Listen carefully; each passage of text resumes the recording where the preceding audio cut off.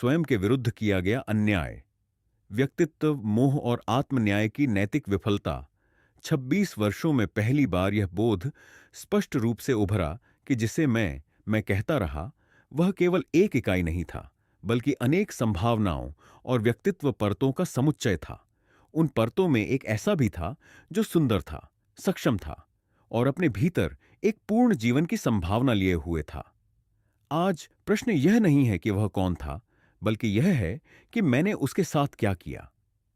मानव अक्सर स्वयं को एक अखंड सत्ता मान लेता है। यही भ्रांति उसे यह अधिकार दे देती है कि वह अपने ही भीतर किसी एक पक्ष को निरंतर दंडित करता रहे, उसे दबाता रहे और फिर भी इस क्रूरता को न तो अन्याय माने, न अनैतिक, क्योंकि कर्ता और पीड़ित दोनों को एक ही नाम दे दिया गया है।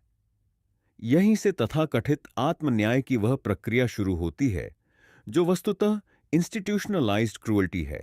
मैंने अपने ही एक व्यक्तित्व को मोह और प्रेम में इस तरह उलझा दिया कि उसने अपने समस्त सामर्थ्य विरह की अग्नि में झोंक दिए। यह प्रेम का परिष्कार नहीं था, बल्कि एक मानसिक कारावास था जहां पीड़ा को पवित्र मान लिया गया और क्षमता को अपराध। जिस व्यक्तित्व में सृजन, विस्तार और जीवन की आकांक्षा थी, उसे इस भ्रम में नष्ट कर दिया गया कि त्याग ही सबसे ऊंचा नैतिक मूल्य है। यदि मैं स्वयं को एक अलग, निष्पक्ष पर्यवेक्षक की तरह रखकर देखूं, तो दृश्य सहज रूप से स्पष्ट हो जाता है। मेरी ही एक व्यक्तित्व संरचना ने दूसरी संरचना पर लगातार प्रभुत्व जमाया।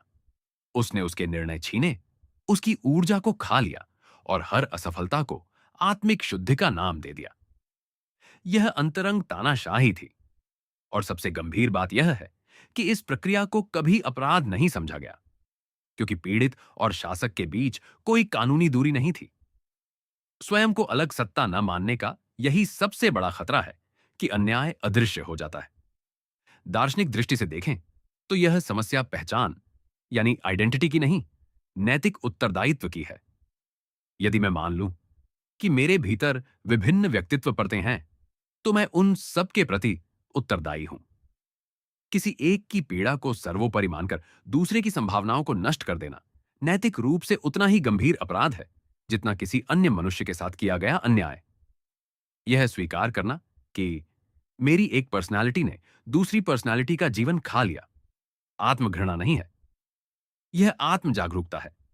यह वह क्षण है जहां व्यक्ति पहली बार स्वयं के साथ किए गए व्यवहार को न्याय की कसौटी पर रखता है।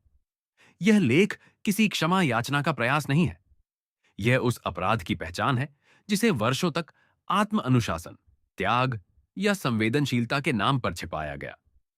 और शायद यहीं से नैतिक पुनर्निर्माण की शुरुआत होती है, जहां व्यक्ति अपने ही भीतर दबे उस इंसान से कह पाता है, माफ करना, तुम मेरे ही थे और मैं तुम्हारे प्रति उत्तरदायी ना रह सका।